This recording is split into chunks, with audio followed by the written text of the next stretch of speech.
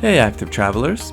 In this video, I want to show you the city and surrounding area of Puerto Plata, because there's a lot more here than just all-inclusive resorts. Puerto Plata is located on the north coast of the Dominican Republic. While many people picture it as a small town, it's actually a large metropolitan area with the province approaching 500,000 residents.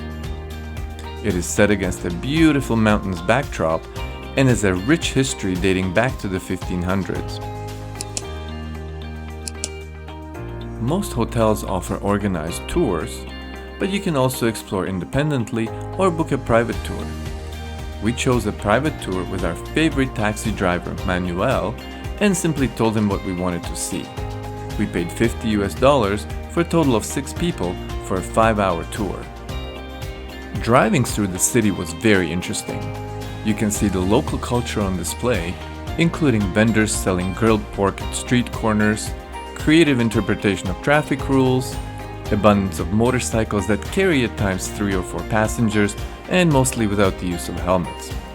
There are also a surprising number of modern homes in well-developed neighborhoods.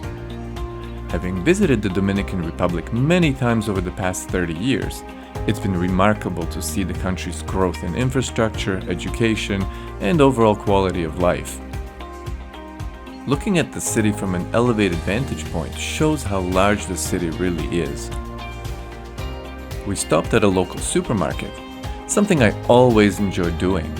It looked very similar to what you'd find in North America or Europe, complete with a bakery and proper food handling practices, but with a much better selection of tropical fruit. We also visited a local chocolate factory, which turned out to be more of a tourist trap and a souvenir shop. Next, we explored the historic city center, including the famous Umbrella Street and Pink Street. These areas are colorful and fun, but very tourist-heavy due to the nearby cruise ship terminal. The whole area is like a well-oiled tourist dollar extraction machine.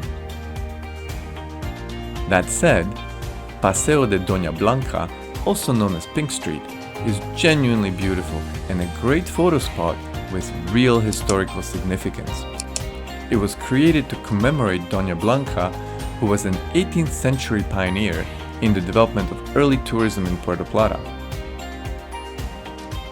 We finished at the Fort of San Felipe, built in the 1500s and now a national monument. It's small, inexpensive, and perfect if you like a bit of history. The gardens and coastal views around the fort are quite nice, as you can see from the drone footage of the whole area. Overall, I really enjoyed exploring Puerto Plata. I felt safe everywhere, locals were friendly without being pushy, and once they realized we spoke some Spanish, conversations got much more animated. If you know of any other attractions that are worth visiting in Puerto Plata, please let the viewers know about them in the comments. If you are planning a trip to Puerto Plata and deciding where to stay, be sure to watch my full reviews of both the standard resort as well as the more budget-friendly Playabachata.